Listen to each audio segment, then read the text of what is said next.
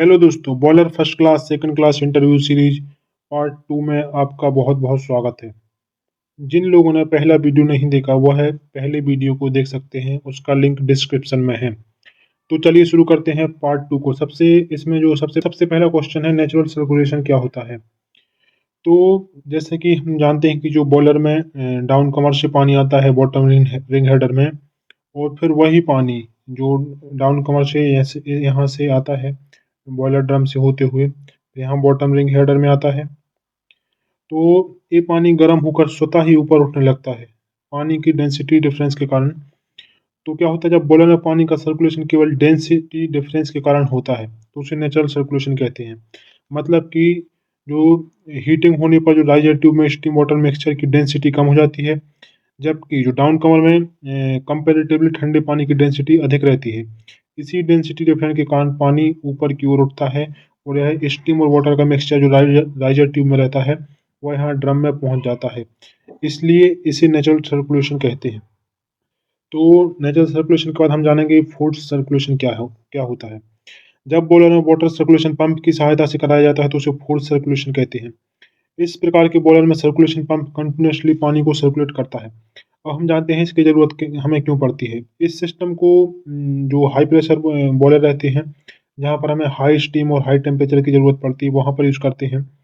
यहाँ पर जो बंस थ्रू बॉयलर रहते हैं, पीएफ बॉयलर रहते हैं, तो इसमें क्या होता है, हमारा जो ये पानी आता है यहाँ से ड्रम से, इको के बाद हमारा पंप लगा रहता है फोर्स सर्कुलेशन पंप, जिसकी सहायता से पानी हम लोग पुनः ड्रम में पंप करते हैं।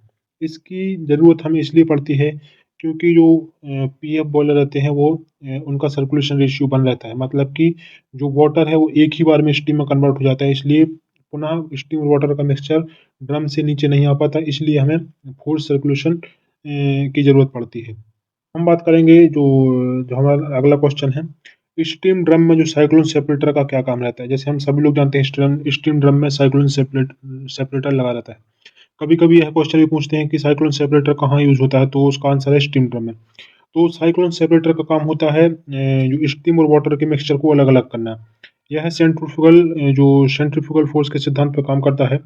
जैसे इसमें क्या होता है, जो हमारा वाटर है, स्टीम और वाटर मिक्सचर साइक्लोन सेपरेटर में टेंजेंटली प्रवेश करता है। मतलब यहाँ से जो हमारा स्टीम और वाटर का मिक्सचर है ऐसे प्रवेश करता है, यहाँ से ऐसे, फिर जो नीचे की तरफ जाता है। इसमें होता क्या, जो हैवी जो वाटर ड्रॉपलेट रहते हैं वह सेंट्रीफ्यूगल फोर्स के कारण नीचे की ओर चले जाते हैं, फिर यहाँ से बाहर निकल जाते हैं।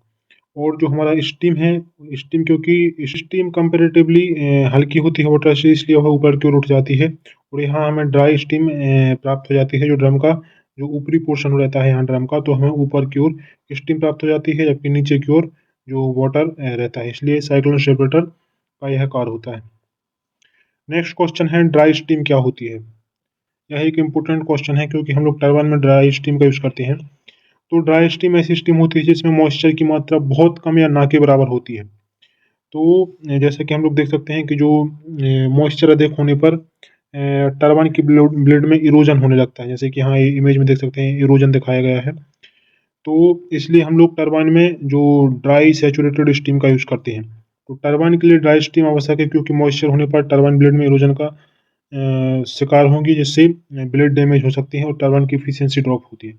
तो ड्राई स्टीम वह स्टीम होती है इसमें मॉइस्चर की मात्रा बहुत कम या ना के बराबर होती है। ड्राई स्टीम के बाद हम लोग बात करेंगे सैचुरेटेड स्टीम और सुपर हीटेड स्टीम में क्या अंतर है।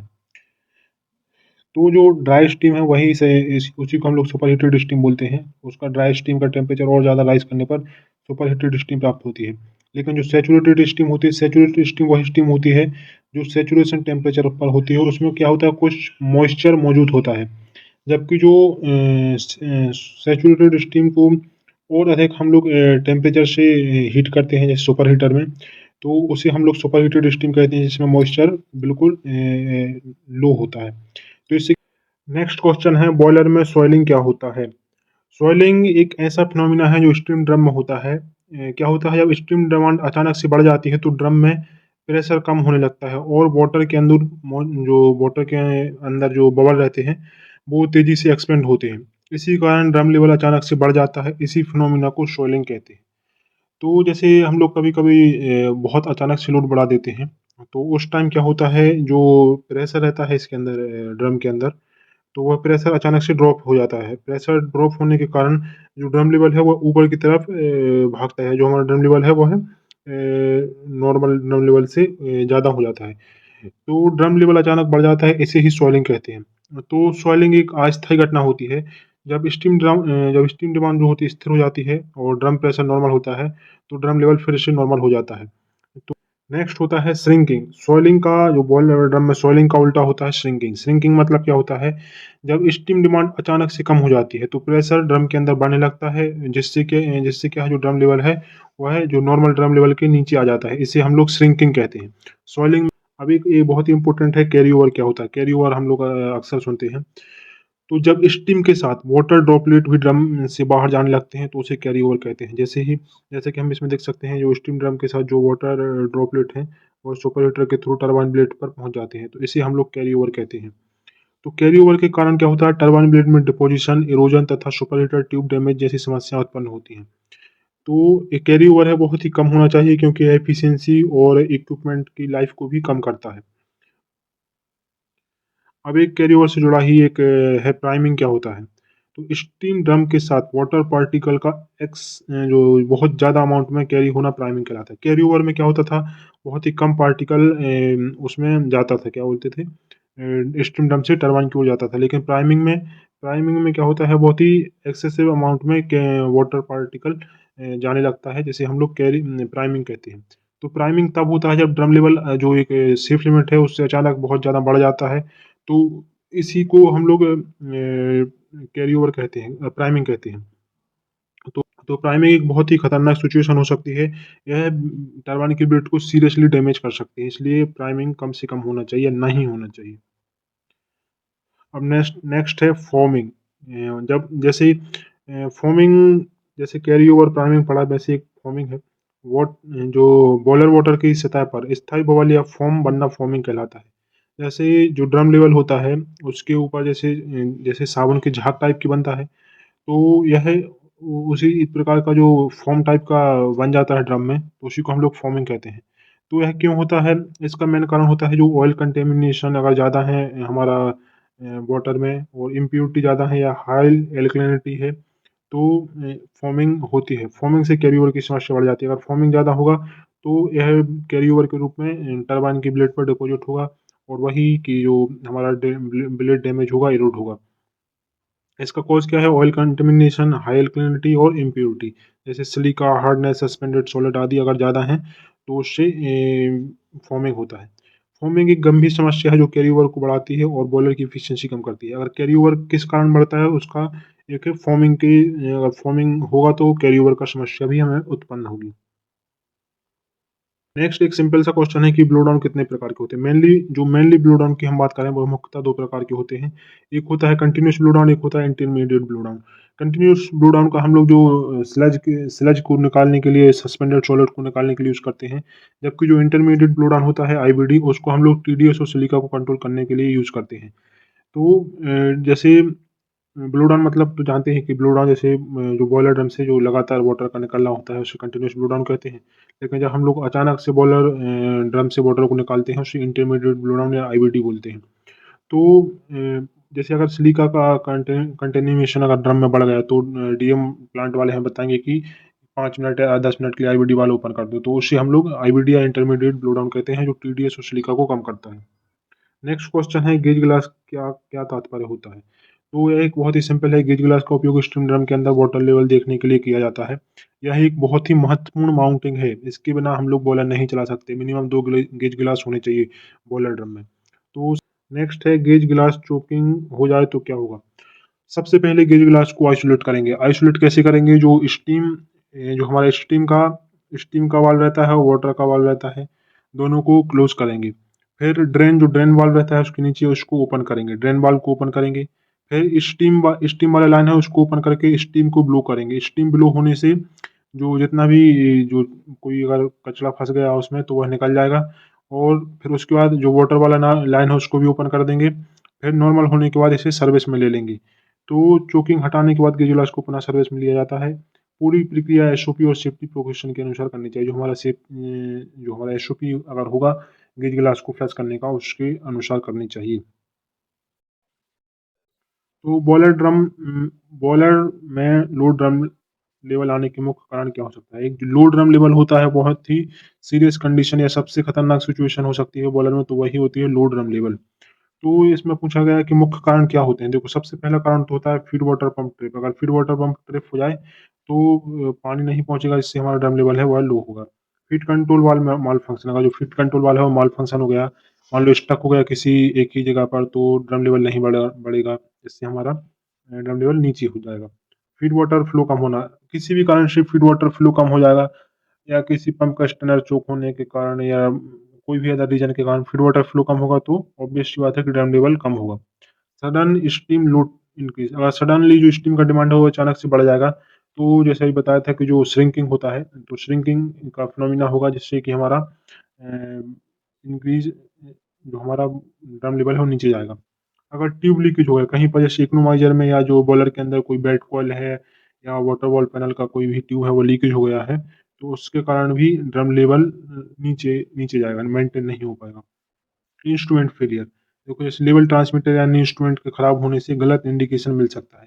जैसे जो हमारा लेवल ट्रांसमीटर है वो प्रॉपर वर्क नहीं कर रहा है, तो जो फीड कंट्रोल वाला है वह भी उसी के अनुसार ऑपरेट करेगा, जिससे कि ड्रम लेवल लो होने का खतरा बना रहेगा। इकोनोमाइजर ट्यूब एक बहुत ही मेजर है, अगर इकोनोमाइजर ट्यूब लीकेज हुआ है तो उससे बॉयलर ड्रम लेवल सडन बहुत ही स्पीड से नीचे जाएगा, और जो फीड कंट्रोल वाला है वह उसका ओपनिंग ज़्यादा हो जाएगा, मतलब ओपन ज़्यादा हो जाएगा। तो यह कुछ मुख्य कारण है बॉयलर ड्रम लेवल लो के। नेक्स्ट है बॉयलर ट्यूब लीकेज के क्या इंडिकेशन होते हैं? यह एक बहुत ही इम्पोर्टेंट क्वेश्चन है कि बॉयलर ट्यूब लीकेज के क्या इंडिकेशन होते हैं? सबसे पहला इंडिकेशन होता है जो फर्नेस का प्रेशर है जो सबसे पहला इंडिकेशन होता है वो होता है फर्नेस का प्रेशर पॉजिटिव जाएगा। क्योंकि जो हमारा ट्यूब लीकेज हुआ है तो जो वाटर निकलेगा वह भी स्टीम में कन्वर्ट होगा। तो जैसा कि हम लोग जानते हैं, जो वाटर होता है अगर वह 1 केजी वाटर है और वो स्टीम में कन्वर्ट होता है, तो उसका जो वॉल्यूम है वो 1600 गुना बढ़ जाता है। तो जैसे ही बॉयलर के अंदर ट्यूब लीकेज होता है और जो वाटर है वो स्टीम में कन्वर्ट होगा, तो जो आईडी और एफडी पर लोड बढ़ जाएगा, जिससे जो फर्नेस का ड्राफ्ट है वो पॉजिटिव जाएगा। एफडी या आरडी का करंट बढ़ जाएगा। बताया जैसे कि स्टीम जो वाटर है वो स्टीम में कन्वर्ट होगा, तो ऑब्वियस सी बात है कि आरडी पर लोड बढ़ेगा और उसका करंट भी बढ़ेगा। ड्रम लेवल मेंटेन में कठिनाई, जो ड्रम लेवल में जो मेंटेन करते हैं उसमें कठिनाई आएगी, क्योंकि जो ड्रम लेवल बार-बार नीचे जाएगा फिर ऊपर आएगा, ऐसे फ्लक्चुएशन होगा। जो मेकअप वाटर कंजम्पशन, जैसे जो डिफरेंस रहता है स्टीम और फीड वाटर का, वह डिफरेंस बढ़ जाएगा। जैसे कि नॉर्मल ऑपरेशन में 2 डिफरेंस है 2 टीपीएच का, अगर ट्यूब लीकेज हुआ तो वह धीरे-धीरे करके डिफरेंस बढ़ता जाएगा हर घंटे से। और जो फर्नेस से अबनॉर्मल साउंड आना है, यह एक मेजर इंडिकेशन होता है। जैसे ट्यूब लीकेज हम लोगों को लग रहा है ट्यूब लीकेज है, तो फर्नेस के डोर को ओपन करके, फर्नेस टैप नेगेटिव करके डोर ओपन करेंगे, फिर चेक करेंगे कि अबनॉर्मल साउंड आ रहा है कि नहीं आ रहा है। जो स्टेक टेम्परेचर है, जो बेड टेम्परेचर है, वह नीचे जाने लगेगा जिस कंपार्टमेंट में ट्यूब लीकेज है, तो यह भी एक इंडिकेशन है। और ईएसपी में अगर जैसे ट्यूब लीकेज ज़्यादा है या बहुत टाइम से है, तो जो मॉइस्चर है वो ईएसपी में मॉइस्चर आने लगेगा। अगर कुछ बहुत ज़्यादा टाइम से, मान लो 24 घंटे या उससे भी ज़्यादा टाइम से ट्यूब लीकेज है माइनर, तो वह जो हमारा एस रहता है उसमें मॉइस्चर का कंटेमिनेशन बढ़ जाएगा। नेक्स्ट क्वेश्चन है बॉयलर में एयर लीकेज होने पर क्या प्रभाव पड़ता है? यह भी एक बहुत ही इम्पोर्टेंट है कि जो बॉयलर में अगर एयर लीकेज होगा तो उससे क्या-क्या प्रभाव पड़ेगा? तो इसका सबसे पहला है कि जो बॉयलर का एफिशिएंसी है वो कम हो जाएगा, और आरडी फैन पर लोड बढ़ जाएगा।